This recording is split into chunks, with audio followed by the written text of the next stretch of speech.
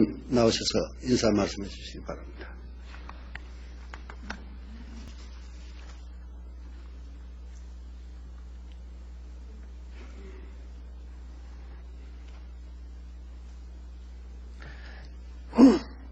우리 존경하는 의장님, 그리고 선배 동료 의원 여러분, 대단히 반갑습니다.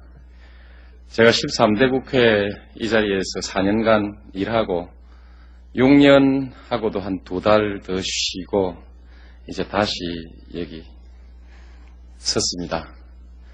개인적으로 참 기쁘고 또 감회도 새롭습니다.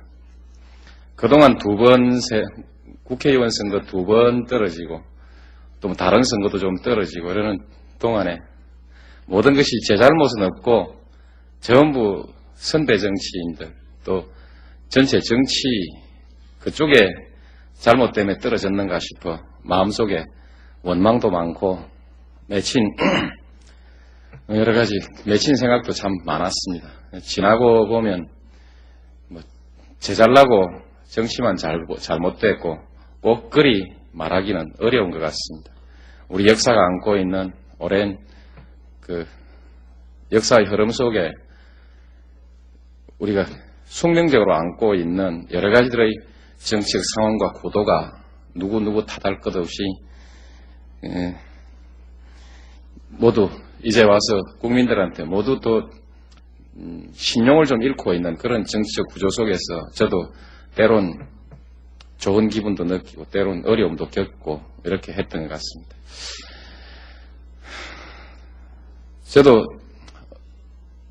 어차피 어느 한 정당에 몸을 담고 있기 때문에 분명히 당의 노선을 가지고 당의 입장에 따라서 그렇게 정치를 할 것입니다. 그러나 또 앞으로는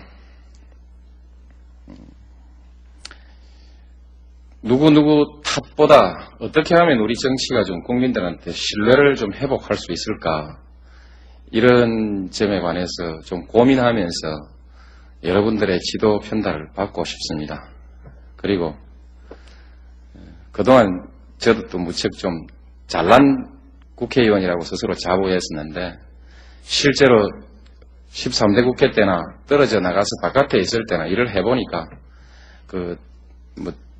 몇 가지 지식을 더 가지고 있다든지 몇 가지의 논리적인 그 능력을 더 갖고 있다고 그게 꼭 잘난 정치는 아니라는 생각도 참 많이도 해봤습니다.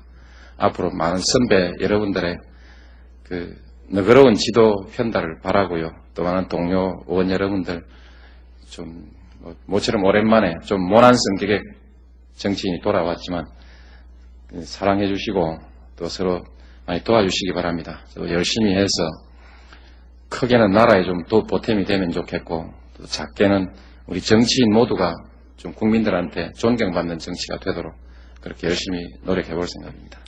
잘 부탁합니다. 대단히 감사합니다.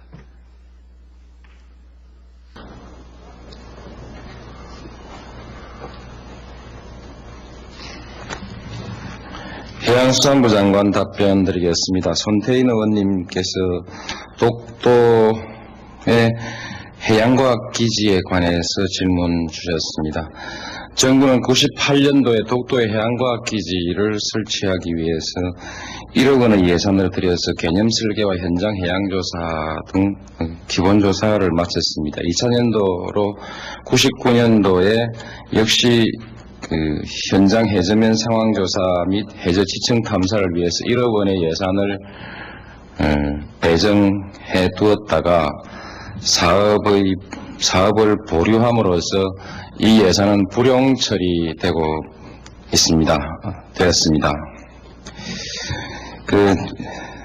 공식적으로 지금까지 답변해온 해양수산부의 사업 보류 이유는 이어도와 함께 서해, 남해, 동해 이 세 군데의 해양과학 기지를 설치하려는 계획을 가지고 있었는데, 그 중에서 이어도가 제일 먼저 사업이 진행돼서 99년까지 약 25억 원의 예산이 투입되고 있고, 이 해양과학기지는 그 관측 장비의 선정이나 구조물 제작, 운영 방법에 있어서 세계가 아주 유사하기 때문에 시행착오를 줄이기 위해서 먼저 이어도 기지를 먼저 구축하고 운영 상황을 판단한 후에 이 사업을 계속 추진할 것인지를 결정하기 위해서 사업을 요구하였다, 이렇게 답변했습니다.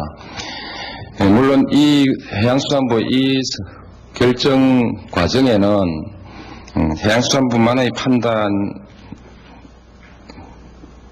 해양수산부의 판단 외에 외교 안보 부처의 의견이 고려된 것으로 그렇게 알고 있습니다. 이와 관련해서 손 의원님께서는 일본에 대해서 너무 저자세 아닌가, 일본에 대해서 무슨 빚진 것이 있어서 독도 문제를 다루는데 우리 정부가 이렇게 조심스럽고 눈치를 살피느냐라는 질문을 아울러서 주셨습니다. 그런데 이 점에 관해서는 우리 정부의 그 정책을 책임지고 있는 분들이나 또 특히 우리 대통령께서 오랫동안 원칙을 가지고 정치를 해오셨고 수십 년 동안 여러 가지의 위험과 박해에도 불구하고 소신을 지켜오신 분이고, 그래서 일본의 눈치를 살피거나 이렇게 해야 될 만한 그런 이유는 없다고 생각합니다. 그리고 또 일본과의 관계에 있어서 이 정부의 태도를 판단하는 데 있어서 반드시 독도 문제가 그 전체적인 평가, 독도만이 그 일본에 대한 태도를 판단하는 자료는 아니라고 생각하고 여러 가지 문제를 종합적으로 판단해야 된다고 생각합니다. 우리 정부로서는 이 독도 문제에 관해서 독도를 실효적으로 지배하고 있고 또 있기 때문에 되도록이면 이 문제가 쟁점화되는 것을 회피하자는 그런 정책 전략을 갖고 있는 것으로 이렇게 판단되고, 반대로 일본에서는 되도록이면 이 독도 문제가 국제사회에 계속해서 분쟁이 있는 것으로 이렇게 부각되기를 오히려 전략으로 삼고 있다고 우리 정부는 판단하고 있는 것 같습니다. 따라서 이와 같은 시설물을 설치하는 것이 또 하나의 새로운 빌미를 제공해서 그것이 쟁점화되는 것을 그렇게 우리 정부 외교 부서에서는 달갑게 생각지 않는 점이 오늘 정부의 전략인 것으로 그렇게 생각합니다. 그래서 일본에 대해서 무슨 특별한 자세의 문제라거나 또는 뭐 특별한 이 빚진 문제가 있는 것은 아닌 것 같고, 단지 독도 문제를 바라보는 어떤 전략상의 견해 차이로 이렇게 저는 이해를 하고 있습니다. 네, 답변 마치겠습니다. 수산부 장관 답변해 주시기 바랍니다.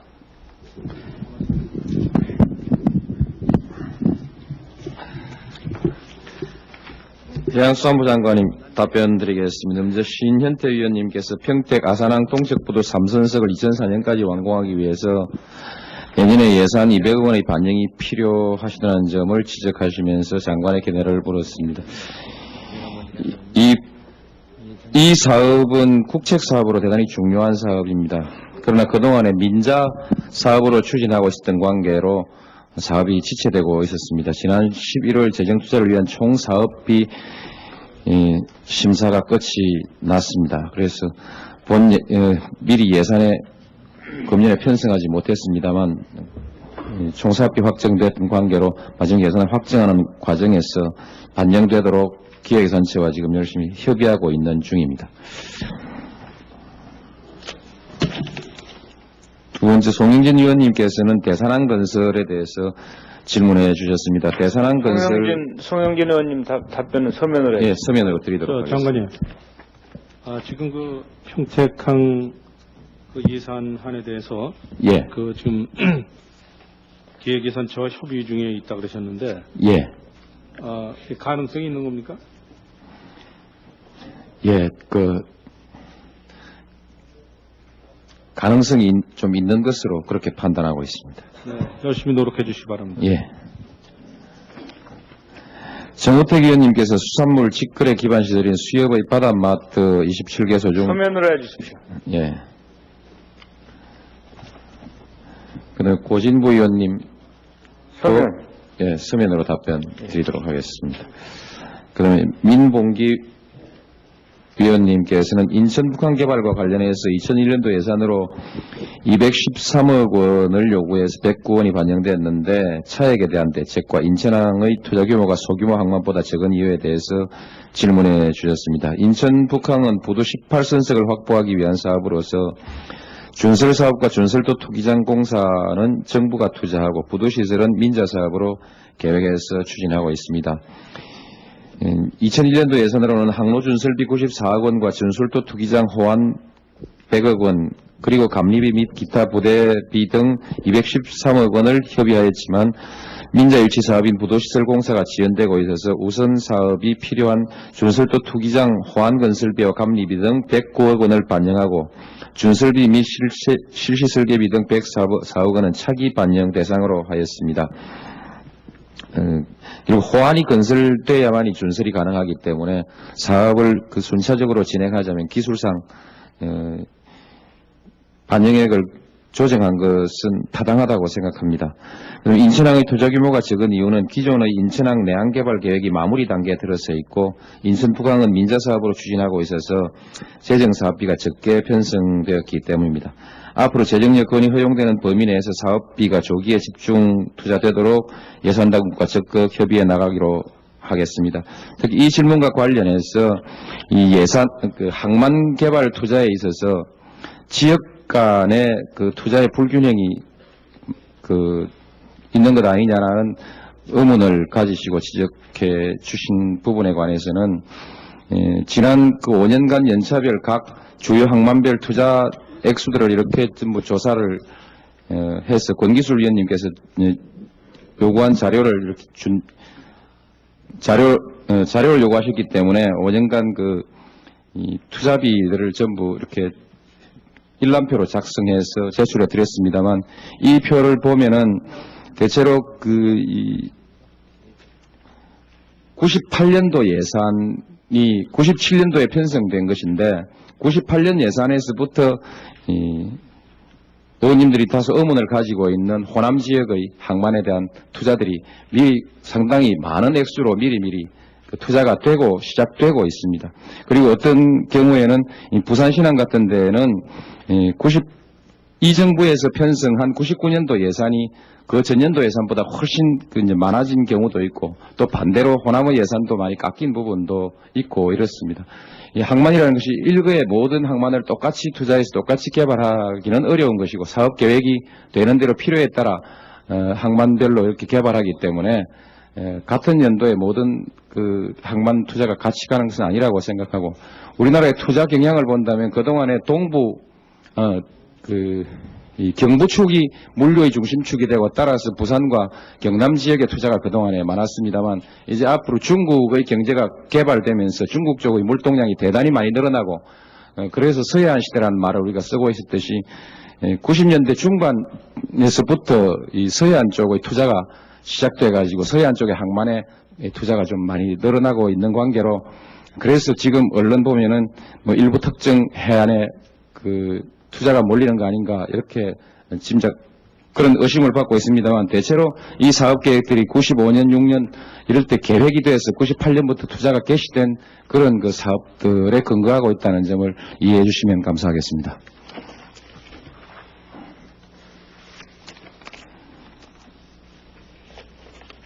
그 다음에는 이낙연 의원님께서 연안정비 계획은 국토의 균형 발전을 위한 진일보된 국가계획. 서면으로 해주십시오. 예. 서면으로.